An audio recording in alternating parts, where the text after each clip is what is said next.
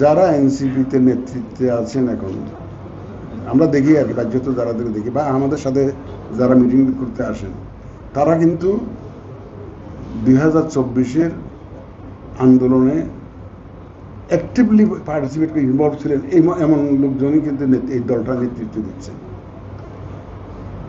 এবং তারা গণতন্ত্রায়নের পথে নিজেরা বাধা সৃষ্টি করবেন, এইটা আমি মনে করি না।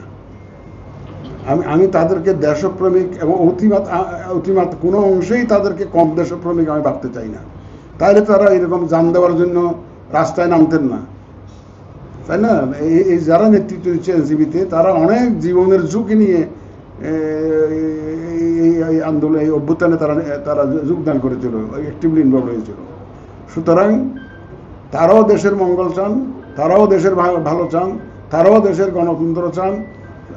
আমার বিশ্বাস, এবং যাতে গণতন্ত্রের উত্তরণটা যাতে সুন্দর হয়, সুষ্ঠু হয়, এটা সেই একটা পরিবেশে ওনারা সম্মতি দিবেন। এবং আমাদের দেশে ওইরকম রাজনৈতিক সংকট বিভিন্ন সময় হয়। ওই রাজনীতিবিদদের একটা সুবিধা আছে কি, তারা there is no last word in politics একটা বলে, ওটা পজিশনটা চেঞ্জ করতে পারে, যেটা আমরা পারি না। আমাদের তো আইন কানুন মেনে অনেক কিছু করতে হয়, অনেক সীমাবদ্ধতা আছে, কিন্তু ওনারা শাস্ত্রে আছে there is no last word in politics. তো সুতরাং এটা ওরা বলতে পারে, কিন্তু ওনারা, আমি তাদেরকে দেশপ্রেমিক হিসাবেই জানি, দেশের মঙ্গল কামনাকারী হিসাবে জানি। এবং তারা দেখবেন যে তারা আমাদের সীমাবদ্ধতা সম্পর্কে ফুললি অ্যাওয়্যার, এবং দেখবেন যে একটা অবস্থানে আসবেন। তাতে আমি মনে করি না NCP will B A problem for transition two democracy. তারা একটা নিজেদেরকে গণতন্ত্রায়নের পথে বান্ধা হিসাবে আসবেন এমন আমি মনে করি না। অন্তত এনসিপিকে আমি মনে করি না এইরকম একটা নিজের জীবন বাজি রেখে এই যে অভ্যুত্থানে যারা জড়িত ছিল তারা এই ধরনের কাজ করবেন বলে আমি বিশ্বাস করি না।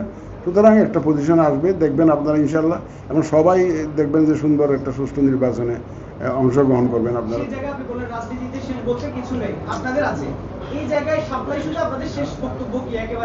না, সেটা এখন আমি বলতে চাই না। আমাদের সীমাবদ্ধতা সম্পর্কে রাজনীতিবিদরা জানেন, এবং বিশেষ করে এনসিপি নেতৃত্ব ফুললি অ্যাওয়্যার, আমাদের সীমাবদ্ধতা জানেন। সুতরাং আমি কোনো শঙ্কিত নই এই যে ইলেকশন যে পার্টিসিপেশন সম্পর্কে। I am fully confident. কারণ আপনারা দেখবেন, ওয়েট করেন, দেখবেন। তারপরে একটা প্রতীকের বিষয় আসছে। দেখেন, আপনারা তো জানেন এটা, আমাদের ইলেকশন কমিশনের সচিব সিনিয়র সেক্রেটারি মহোদয় অলরেডি এক্সপ্লেন করেছেন যে কোনো দল নিবন্ধন যখন পায়, আমাদের যে নির্ধারিত প্রতীকের তালিকা আছে ওখান থেকে একটা নিতে হয়। তো ওই যে এনসিপির প্রতীকের কথা বলছেন, এটা যেহেতু আমাদের নির্ধারিত তালিকায় নাই, এই জন্য আমরা এটা দিতে পারি নাই। তো এখন এই জন্য দিতে পারি, যেহেতু আমাদের তালিকাভুক্ত নয়, এই জন্য আমরা দেই নেই। এটা নিয়ে কি আর কোনো না, বিধান হলো যে আমাদের যে তালিকাভুক্ত প্রতীক আছে ওখান থেকে নিতে হয়। এখন পর্যন্ত তালিকার বাইরে আমরা কেউ দেইনি। তালিকা থেকে বাদ দেওয়ার ক্ষমতা তো আপনার আছে, আপনারা দিয়েছেন, নতুন যোগ করতে অসুবিধা কি? অসুবিধা তো নাই।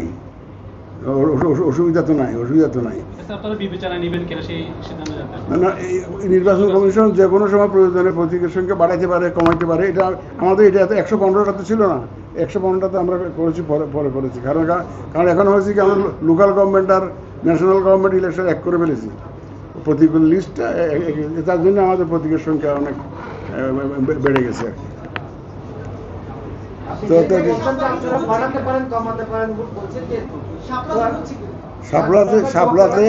সাপলাতে সেটা অফ হ্যান্ড কোনো জবাব আমি দিতে চাই না। এটা কমিশন নেওয়ার মতো, এটা ইনক্লুড করার জন্য কোনো সিদ্ধান্ত নেয় নাই।